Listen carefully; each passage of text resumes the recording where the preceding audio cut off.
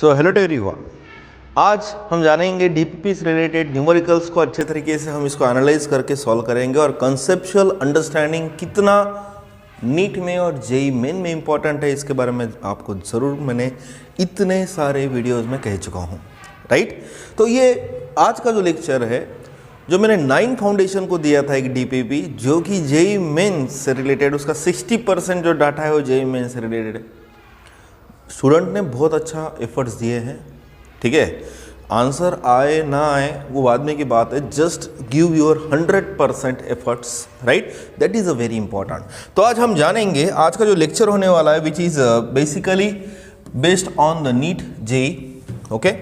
एक कमेंट आई थी मुझे कि राहुल सर आप तो वीडियोस, मैंने इससे पहले बहुत सारे वीडियोस में कहा है कि मेरा फर्स्ट टारगेट है कि मैं स्टेट बोर्ड से रिलेटेड जो सॉल्व न्यूमेरिकल्स होते हैं जो जनरली कोई लेता नहीं है, मैं उसको सॉल्व करके रख दूं, ठीक है, जिसके कारण अभी जो एग्जाम्स आ रही है तो उसको हेल्पफुल होगा, हर एक स्टूडेंट को हेल्पफुल होगा, राइट। तो एक टारगेट मेरा था, वो हर चीज़ प्लानिंग के हिसाब से चलोगे तो अच्छा रहता है। तो आज का जो टॉपिक है, will discuss the force and laws of motion, ठीक है।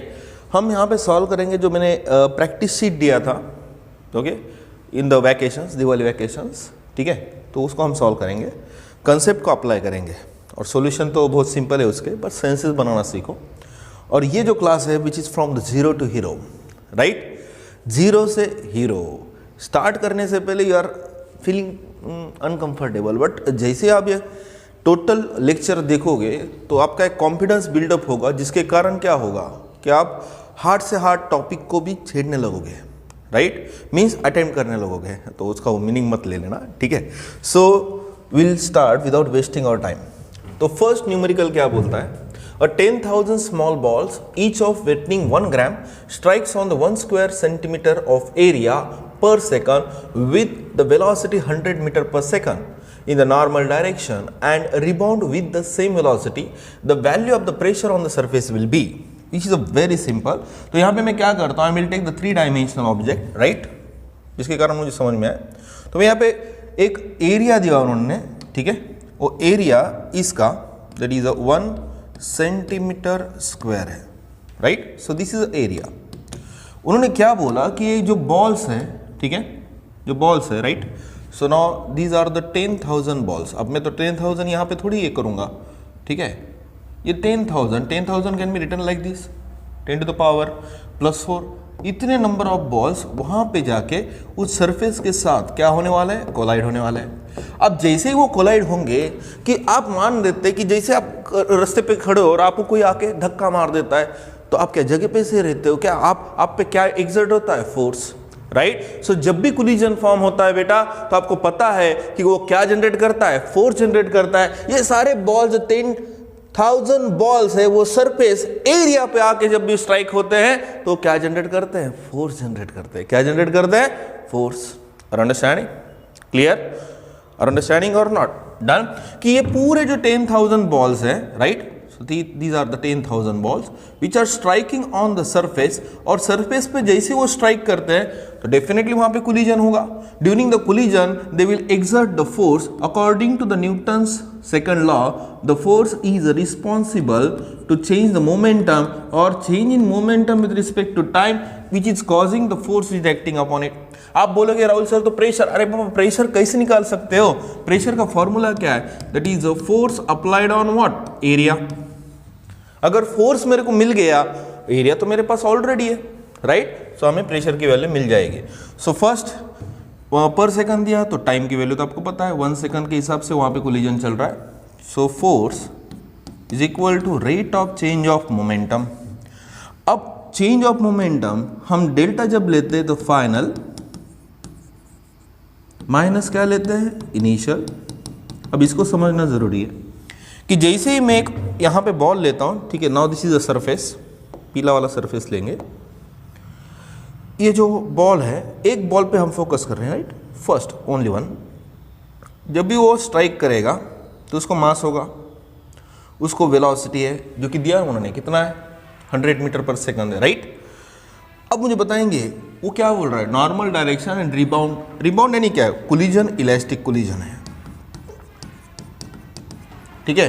अब इलास्टिक कोलिजन में the momentum before collision must be equal to momentum after collision होता है। तो जितना वहाँ पे स्ट्राइक करेगा उतने ही वेलोसिटी से वो इधर जाएगा।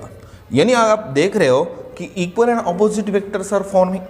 अगर मैं यहाँ पे का मोमेंटम अगर निकालूं, ठीक है, सो मास इनटू वेलोसिटी इफ हम टेक द पॉजिटिव हियर, तो इसका मुझे बताएंगे मास उतना ही है, वेलोसिटी उतनी ही है, बट मोमेंटम क्या होगा, निगेटिव होगा, because there are equal and opposite vectors. इसलिए रूल्स ऑफ वेक्टर को अंडरस्टैंड करना बहुत जरूरी है कि जैसे ही बॉल आके स्ट्राइक हो रहा है उसका मास उतना ही रह रहा है, वापस जा रहा है, यानी डायरेक्शन ऑफ द मोशन क्या हो रहा है, चेंज हो रहा है। तो खाली मोमेंटम इज अ वेक्टर, तो उसकी डायरेक्शन क्या हो रही है, चेंज, मैग्नीट्यूड चेंज नहीं हो रहा है। Are understanding? तो मुझे बताएंगे अगर मैं फाइनल लेता हूं, फाइनल, सो यहाँ पे मुझे जगह चाहिए तो आई विल, ठीक है, तो इतना तो समझ में आ गया। फाइनल माइनस इनिशियल लिया, मास उतना ही रहेगा, ठीक है, वेलोसिटी उतनी ही रहेगी, मास उतना ही रहेगा, वेलोसिटी उतनी ही रहेगी, ठीक है, माइनस। अब अगर ये आप माइनस लेते हो तो माइनस माइनस क्या हो जाएगा, प्लस। अगर मैग्नीट्यूड में लेते हो तो माइनस का भी प्लस करोगे, ठीक है, तो क्या आएगा, दैट इज 2mv। यानी एक मॉलिक्यूल याद रखना, will not discuss the total molecule, एक मॉलिक्यूल और एक बॉल, मॉलिक्यूल आ रहा है बट ठीक है, चलो मान लेते हैं मॉलिक्यूल ले लो या फिर बॉल ले लो।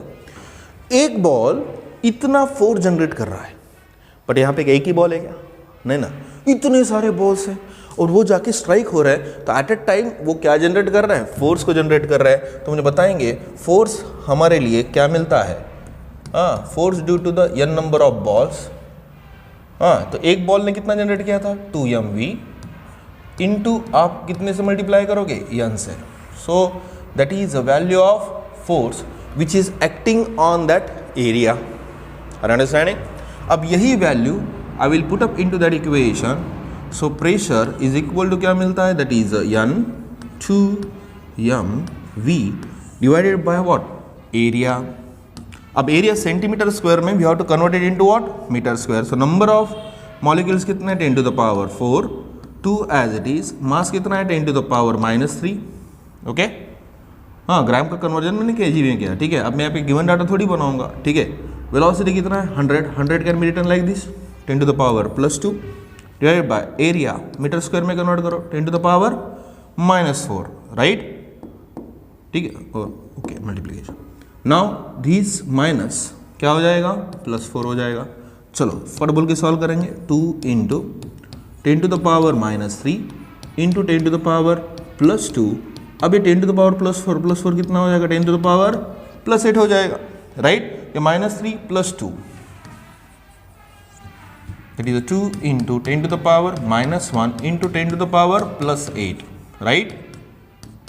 So 2 into 10 to the power कितना आएगा, +7 न्यूटन पर मीटर स्क्वायर। तो that is the required equation, or you can say the value of pressure which is acting on that area. So right option will be D option, ठीक है। Student को senses बनाना ज़रूरी है, otherwise बहुत hard जाता है, ठीक है। So will move on the next one. Next one पे जाएंगे। A rocket of mass 100 kg burns a 0.1 kg of fuel per second. अब यहाँ पे एक रॉकेट दिया उन्होंने, so I will take here the rocket, okay, कौन सा इससे दिखाऊंगा, ठीक है। So this is a rocket, ठीक है। यहाँ पे एग्जॉस्ट होते हैं समथिंग उसके, ठीक है। कंसेप्ट को बिल्डअप करना सीखो। रॉकेट का मास है, ठीक है, वो कितना दिया, 100 kg है। सो 100 kg को मैं ऐसे लिख सकता हूँ 10 to the power +2 kg, right. So this is a mass, clear. और वो जो बर्न कर रहा है, यानी वो मास को लूज करते जा रहा है। जब भी मुझे बताएंगे पेट्रोल आप डालते हो 1 लीटर, गाड़ी भगाते हो, तो पेट्रोल क्या बढ़ता है क्या अंदर, क्या वैसे ही रहता है, पेट्रोल की वैल्यू कम होती रहती है ना। जैसे रॉकेट जब वो लॉन्च होता है तो अंदर का फ्यूल बर्न हो रहा है, तो फ्यूल का मास क्या हो जाएगा, डिक्रीज हो जाएगा। Understanding, clear. अब ये 9th फाउंडेशन के स्टूडेंट भी देखेंगे, इसलिए मैं थोड़ा सा लेवल यहाँ पे लो रखूंगा, ओके। चलो अब यहाँ पे मास लूज हो रहा है, ठीक है। बस 0.1 kg फ्यूल पर सेकंड, यानी change in mass per second with respect to time दिया है, याद रखना है। Change in mass with respect to time दिया है। चलो जगह की जरूरत है मुझे, तो यहाँ पे मैं लिख देता हूँ। ये जो बर्न हो रहा है, ठीक है, एग्जॉस्ट हो रहा है यहाँ पे, तो वहाँ पे चेंज इन मास हो रहा है with respect to what, time, कितने से हो रहा है? 0.1 kg पर सेकंड, यानी एक सेकंड में 0.1 kg उड़ रहा है, ठीक है। 0.1 can be written like this, 10 to the power -1, that is a kg second. Done.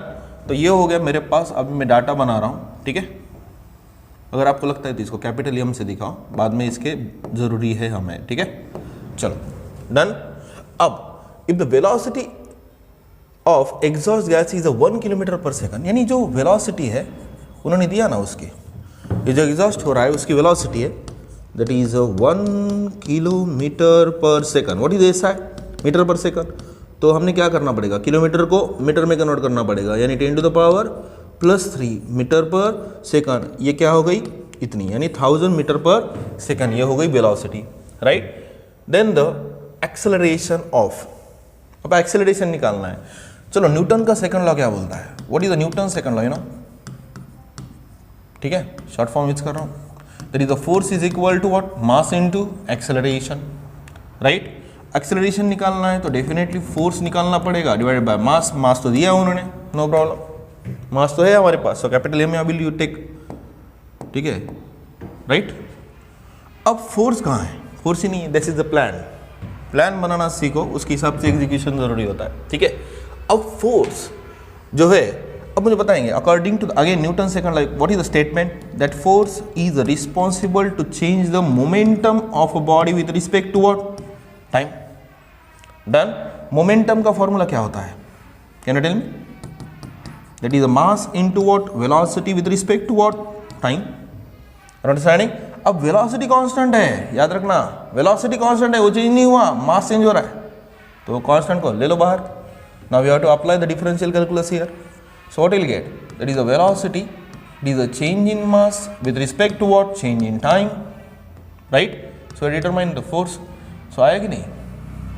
Variable और कांस्टेंट के बीच में फंक्शन को पुटअप करना सीखो, तो ये फिजिक्स सिंपल है। सो सीधा सीधा वैल्यू के पुटअप करते हैं, why we are increasing the step, okay. तो वेलोसिटी मैंने निकाला ना, कितना है? 10 to the power +3 है, into change in mass with respect to time कितना आया था? 10 to the power -1 divided by 1, ठीक है, यानी kg पर सेकंड। तो लिखने की जरूरत नहीं है, इतना क्यों लिखेंगे, ठीक है। चलो -1, तो कितना आएगा? 10 to the power +2।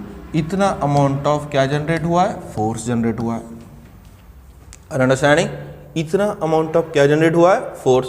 अब एक्सेलरेशन निकालना है तो ये फॉर्मूला को पुट अप करेंगे, acceleration is equal to force divided by what? Mass है, ठीक है। तो फोर्स कितना है हमारा, राइट? फोर्स कितना है? 10 to the power +2 है, divided by mass, mass 10 to the power +2। और अंडरस्टैंडिंग? देखो ना, मास कितना दिया? रॉकेट का दिया है, रॉकेट का। क्लियर और अंडरस्टैंडिंग बेटा? ओके।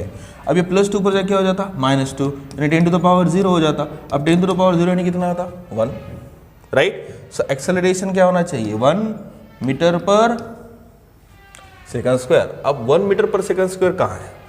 यहाँ पे, राइट। तो option D is a right option for us. Clear? Done हो गया। Now will move on the next one numerical here. The two persons are holding a rope of negligible weight tightly at the ends so that the horizontal, okay, so that it is horizontal. A 15 kg weight is attached to the rope at the midpoint, which now no more remains the horizontal. Then the minimum tension required to complete the जो straighten करना है रोप को, ठीक है। तो मैं यहाँ पे फिर से एक बार मेरे माइंड में रीड करता हूँ, तब भी आप भी रीड भी करो आपके माइंड में, ठीक है। The two persons are holding the rope of negligible weight tightly at the ends so that the horizontal, it is horizontal, ठीक है। अब दो पर्सन है, ठीक है। यहाँ पे मैं क्विकली बना ही देता हूँ बिकॉज मुझे लेंदी नहीं करना है लेक्चर को, ठीक है। यहाँ पे दो पर्सन है, दो पर्सन एक रोप को ऐसा होल्ड करके है, ठीक है, टाइट करके है। निग्लिजिबल वेट, इसका रोप का वेट नहीं है, so that it is horizontal. ये पहले हॉरिजॉन्टल था, नो प्रॉब्लम। और 15 kg weight is attach to the rope at the mid point. यहाँ पे मिड पॉइंट है, राइट। तो यहाँ पे मैं क्या करूँगा पता है? 15 kg का एक वेट लगा देता हूँ। अब मुझे बताएंगे रोप क्या स्ट्रेट रहेगी क्या? नहीं ना, वो ऐसी हो जाएगी। Are you understanding what I am saying here? Clear? तो जो मैं यहाँ पे पहले जो रोप हॉरिजॉन्टल था, बिल्कुल यहाँ पे 15 kg का, कितना kg है? 15 kg का मैंने क्या लगा दिया? वेट लगा दिया, ठीक है। वो कहाँ पे? हाँ, 15 kg weight is attach to the rope at the mid point, और जो रोप था वो हॉरिजॉन्टल नहीं रहा, okay. Then the minimum tension required to complete the straighten the rope. अब ये जो रोप का जो स्ट्रक्चर होगा, मुझे बताएंगे किस तरीके का होगा, किस तरीके का होगा, आप भी बताओ, ठीक है। समझो समझो मेरी बात को। ये पर्सन इधर से है तो ये रोप ऐसा हो चुका होगा, राइट? यानी सेंटर पे वो कुछ इस तरीके से आपको दिखेगा, राइट? अंडरस्टैंडिंग? और ओके, और इस तरीके से हमने यहाँ पे 15 kg का वेट लगा दिया, ठीक है। और वेट का direction due to the gravitational force always कौन से डायरेक्शन में होता है? डाउनवर्ड डायरेक्शन, ठीक है। So I will take the 15 kg weight, so right. अब एक पर्सन यहाँ पे, एक पर्सन यहाँ पे। अब मुझे बताएंगे इसको ऊपर उठाना है तो एक फोर्स जो नीचे खींच रहा है, force due to the weight. अब ये डोरी में जो टेंशन डेवलप होगा रोप में, राइट? ये tension, now this is a tension, this is also tension, right? Symmetry है, so definitely will take the equivalent tension, right? So ये टेंशन का ये कंपोनेंट इंपॉर्टेंट है इसको ऊपर उठाने में। ये इसलिए अगर आपको कमांड लाना है फिजिक्स में तो पहले वेक्टर्स कैलकुलस को सीखना ज़रूरी है, ठीक है। रेक्टेंगुलर कंपोनेंट्स को अप्लाई करना ज़रूरी है, तभी आपका फिजिक्स सिंप्लीफाई हो सकता है, फिर नहीं तो फिर बहुत हार्ड है, ठीक है। चलो मैं आपको सिखा देता हूँ पूरा, फिर से यहाँ पे मैं डायग्राम को कंस्ट्रक्ट करता हूँ, ठीक है। तो मुझे बताएंगे टेंशन इधर जा रहा था, वही टेंशन इधर जा रहा था पर्सन की इसमें, और जो हमारा वेट था, ठीक है, इसका कलर थोड़ा चेंज कर देता हूँ, ठीक है, ऐसा एक वेट इधर। तो डायग्राम कुछ इस तरीके से बनी है। अब केयरफुली अंडरस्टैंड ना, वेरी सिंपल। डॉटेड लेता हूँ तो आपको समझ में आएगा। Now this is a dotted, so will take here the dotted, right? Right. अभी rectangular components of the vector समझ में आ रहे होंगे आपको, रेक्टेंगुलर कंपोनेंट्स, राइट? चलो सॉल्व करने को लग जाते हैं। सो इस डायरेक्शन में mg that is a force due to weight है, इधर क्या डेवलप हुआ? टेंशन, इधर भी क्या डेवलप हुआ? Tension. Now I will make the angle, ठीक है। अब यहाँ पे रिमेन्स द हॉरिजॉन्टल, हॉरिजॉन्टल के साथ I will make the what, ठीक है। अब हॉरिजॉन्टल के अलावा डेफिनेटली वर्टिकल कंपोनेंट इंपॉर्टेंट है, so what will take, so ठीक है वर्टिकल एंगल ही ले लेते हैं। So I will take the theta. वैसे आप किधर से भी करो, कैसा भी करो, आंसर तो आना ही आना है, ठीक है, बट कंसेप्ट को आपको फ्लक्चुएट करना आना चाहिए। सो यहाँ पे एक रेक्टेंगल फॉर्म हुआ है, ठीक है, और यहाँ पे एंगल, एंगल की अपोजिट साइड क्या होती है? Sine. So this is a T sine theta, और ऊपर जाने वाला एक कंपोनेंट है that is a T cos theta. Understand? देखो ना, अरे बाबा एंगल का एडजेसेंट साइड, यहाँ पे एक ट्रायंगल फॉर्म हुआ कि नहीं ऐसा, राइट? राइट एंगल ट्रायंगल, तो आप रेक्टेंगुलर कंपोनेंट्स को अप्लाई करो ना। सो ऊपर जाने वाला कंपोनेंट कौन सा है? टी कॉस थीटा है, राइट? सिमिलरली सिमेट्री इधर भी डेवलप हुआ है, तो इधर भी कितना है? टी कॉस थीटा ही है, ठीक है। अंडरस्टैंडिंग? तो दो वेक्टर की डायरेक्शन सेम है, तो रिजल्टेंट कितना आएगा? T cos theta plus T cos theta, यानी 2t कॉस थीटा, यानी इतना वर्टिकल कंपोनेंट एक्ट हो रहा है जो कि किसको बैलेंस कर रहा है? वेट। मैंने पहले बोला था कि ये रोप को अगर मुझे हॉरिजॉन्टल करना है तो इसको बैलेंस करने वाला अपवर्ड डायरेक्शन का फोर्स जरूरी है, इसलिए प्लानिंग जरूरी है बेटा, याद रखना। तो T cos theta is nothing but balancing the what force due to the weight, right? So here what we have to take, tension हमें निकालना है, मिनिमम टेंशन। तो क्या आएगा? ये जो tension is equal to force due to weight divided by what we have to take, that is cos theta into 2, right? अब अगर आप देखते हो required to complete the straighten the rope. अब ये रोप को अगर हॉरिजॉन्टल बनाना है, याद रखना, पहले तो यहाँ पे था ऐसा, ठीक है। अब यहाँ पे हॉरिजॉन्टल बनाना है तो वर्टिकल के साथ मुझे बताएंगे एंगल कितना फॉर्म करता है।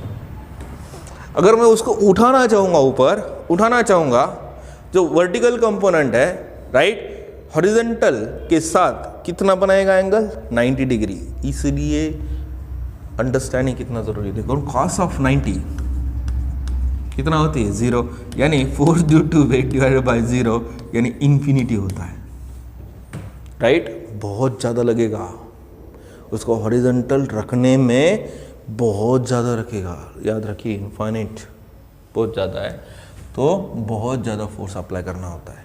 जैसे मैं आपको समझाऊँ, अगर ये इसका समझो 100 kg वेट है तो आप इधर से उठा नहीं सकते, इसको बहुत हार्ड जाएगा इसको हॉरिजॉन्टल रखने में। यहाँ पे अगर मैं फोर्स अप्लाई कर रहा हूँ राइट, ठीक है, एक रॉड आपको समझाता हूँ। Now this is a rod, ठीक है, इसका वेट है 100 kg राइट, 100 kg वेट। तो अगर मैं इसको उठाना चाहेगा पर्सन तो 2-3 पर्सन, ठीक है, 3 पर्सन है, पहला वाला पर्सन है, ये दूसरा वाला पर्सन है, तीसरा वाला पर्सन है राइट। अब ये उठाना चाहेगा तो मुझे बताएंगे कौन सा पर्सन को हार्ड जाएगा। उसको ऐसा ही उठाना है, याद रखना, आप बोलोगे ऐसा उठाओ, टॉर्क नहीं अप्लाई करना है, सीधा स्ट्रेट वर्टिकली उठाना है उसको। तो ये 2 पर्सन उठा ही नहीं पाएंगे उसको, इतना हार्ड जाएगा, उठा नहीं पाएंगे। आप एक फील करना है, झाड़ू ले लेना, उसको एक साइड से 2 उंगलियों से उठा के दिखाओ मुझे, 2 उंगलियां यानी फोर्स, समझ में आप बैलेंस कर रहे हो, क्योंकि उसका वेट कम है, इसका बहुत ज़्यादा वेट है, तो आप एंड से उठा नहीं पाओगे, बहुत ज़्यादा लगेगा राइट, उसको ऐसा हॉरिजॉन्टल रखने में। तो इसलिए कंसेप्ट को सीखना बहुत ज़रूरी है। क्लियर? तो इन्फिनिटी होना चाहिए, ये अपना आंसर होना चाहिए right. So we will move on the next one, numerical here. Which of the following quantities measured from the different initial frame of reference are the same? Which are the following quantities measured from the different initial references? So what is important, you know? So if I take the direction, frame of references means what? आपको समझा देता हूँ, ठीक है, ये जो conceptually आपको सिखा देता हूँ। फ्रेम ऑफ रेफरेंसेस कितने इंपॉर्टेंट होते हैं, ठीक है। चलो एक कार है, ठीक है, now this car is moving, यानी इसका अगर मैं इसको रेफरेंस मान लूँ, this is the frame of reference, तो एक पर्सन से ये दूर जा रही है, that is away right. But एक पर्सन अगर यहाँ पे खड़ा होगा तो इसके फ्रेम ऑफ रेफरेंस है वो क्या हो गई, कार अप्रोच हो रही। तो मुझे बताएंगे जब हम फ्रेम ऑफ रेफरेंस लेते तो डायरेक्शन और डायरेक्शन फॉलो करने वाली कौन सी क्वांटिटी होती है, वेक्टर क्वांटिटीज होती है। कौन सी क्वांटिटीज होते हैं, वेक्टर क्वांटिटीज। अब वेक्टर क्वांटिटीज को रेफरेंसेस इंपॉर्टेंट है क्योंकि डायरेक्शन इंपॉर्टेंट है राइट। अब फोर्स भी वेक्टर है, वेलोसिटी वेक्टर है, डिस्प्लेसमेंट भी वेक्टर है। स्केलर कौन सी क्वांटिटी है, एनर्जी इज स्केलर, तो उसको फ्रेम ऑफ रेफरेंसेस यानी डायरेक्शन फॉलो करने की जरूरत नहीं। आप किधर से भी देखो, काइनेटिक एनर्जी ऑलवेज स्केलर है तो उसका मैग्नीट्यूड हमें इंपॉर्टेंट है, उसकी एनर्जी नहीं यहाँ पे एनर्जी ज़्यादा, वहाँ पे एनर्जी, वो डायरेक्शन के हिसाब से कभी चेंज नहीं होती है, ठीक है। Done, clear, okay. Now will move on the next one. When the body is stationary, तो ऑप्शंस आर रीड करने की एबिलिटी डेवलप करो, रीड करने की एबिलिटी राइट। चलो, when the body is stationary then first one, there is no force acting on it. अब ये contradict करता है, आप बहुत सारे स्टूडेंट ने ये ठीक करके आओगे गारंटी, क्योंकि आपका न्यूटन का लॉ ही आपको पता है, ठीक है। तो मुझे बताएंगे, चलो मैं यहाँ पे खड़ा हूँ, ठीक है, on the surface of the earth, तो क्या सच में मैं, ठीक है, खड़ा हूँ तो रेस्ट में हूँ, ठीक है, स्टेशनरी हूँ, रेस्ट में यानी स्टेशनरी। तो मुझे बताएंगे मेरे पे फोर्स अप्लाई जो हो रहा है वो क्या जीरो है क्या? वो ग्रेविटेशनल फोर्स खींच रहा है ना, ठीक है, अर्थ का, तो फोर्स तो एक्ट हो रहा है, नॉर्मल रिएक्शन तो एक्ट हो रही है, तो ऐसा थोड़ी है फोर्स की वैल्यू थोड़ी जीरो है। हाँ, बैलेंसिंग फोर्स अप्लाई हो रहा है। Which force? Balancing force. तो net resultant force which is acting on me, उसकी वैल्यू कितना है, जीरो है। अंडरस्टैंड? तो पहला वाला ऑप्शन बहुत सारे स्टूडेंट ठीक करके आओगे क्योंकि न्यूटन का लॉ आप वहां पे अप्लाई करके आओगे। Whenever the force is applied on the body which causes a change in momentum, every object has a tendency to remain in the state of the rest or in the state of the uniform motion unless the force which is applied upon it. So वो नहीं है, अपना ये option ही नहीं है, so this is a wrong option for us. Done? Second, the force acting on it which is not a contact to it. अब gravitational force का contact बनाता है क्या? क्या कूलम फोर्स अगर आप देखते हो बिटवीन द चार्जेस हो क्या कॉन्टैक्ट बनाता है क्या? या magnetic force is acting on the charge particle वो क्या कॉन्टैक्ट ही बनाता है क्या? नहीं, ये भी कॉन्ट्रडिक्ट करता है, राइट नहीं है, the combination of the forces acting on it balances the each other, the body is in vacuum. सबसे इंपॉर्टेंट चीज़ है बैलेंसिंग करना। फोर्सेस हर जगह है, हर जगह है। मैं यहाँ पे खड़ा हूँ तो ग्रेविटेशनल फोर्स कंटिन्यूसली एक्टिव हो रहा है। अंडरस्टैंडिंग? बॉडी में का अंदर के चार्जेस का भी फोर्स चल रहा है। हाँ, मेरी बॉडी आयन से बनी तो मैग्नेटिक फोर्स भी है, बट वो किस में है? बैलेंसिंग स्टेट में है। तो अपना राइट ऑप्शन कौन सा ऑप्शन होना चाहिए? सी ऑप्शन होना चाहिए, वैक्यूम। अब मुझे बताएंगे पूरे प्लैनेट्स तो वैक्यूम में है, तो रेस्ट में होने चाहिए ना? नहीं ना, पूरे प्लैनेट्स तो घूम रहे। Are understanding or not? This is related to the foundation and the JEE course, right? NEET course. अब नेक्स्ट वाला क्वेश्चन क्या बोलता है? Unidirectional force F varying with respect to time t as shown in the figure. यानी directional force, sorry unidirectional force, uni चाहिए, right? Unidirectional force F varying with the time. यहाँ से आप बोलोगे रोल सर, अरे बाबा लाइट है लगाए वाले, तो इसका वो reflection, laws of reflection follow हो रहे हैं ना, तो जरा पास जाके रीड करता हूँ। Unidirectional force F varying with the time t as shown in the figure acts on the body initially at the rest for the short duration of the time, okay, 2t, when the velocity acquired body is, okay, so this is a force which is a changing। अब यहाँ पे negative force नहीं हो सकता, याद रखना बच्चों, ये डायरेक्शन अपोजिट है। पहले क्या हुआ कि एक गाड़ी, चलो यहाँ पे मैं आपको समझा देता हूँ, ठीक है? सो दिस इज अ गाड़ी, ओके, तो पहले which is moving along the positive x, और इधर जाएगी वो नेगेटिव एक्स पे जाएगी, और इधर जाएगी तो पॉजिटिव एक्स, राइट? तो पहले फोर्स अप्लाई हुआ इस डायरेक्शन में, यानी पॉजिटिव एक्स डायरेक्शन में, जो गाड़ी को लेके गया समथिंग, ठीक है? चलो यहाँ तक लेके गया, ये ओरिजिन ले लेते हैं, चलेगा? तो यहाँ से 2 मीटर डिस्टेंस पे लेके गया, और फोर्स की वैल्यू आप क्या डायरेक्टली क्या अप्लाई करते हो? क्या स्लोली फोर्स की वैल्यू इंक्रीज होगी, स्लोली फोर्स की वैल्यू इंक्रीज होगी, ठीक है? और यहाँ पे जाने के बाद मैं फोर्स कम कर दूंगा, यहाँ पे गाड़ी जाके रेस्ट में जाएगी, फिर से इधर पे आऊँगा, अब समझ लेना।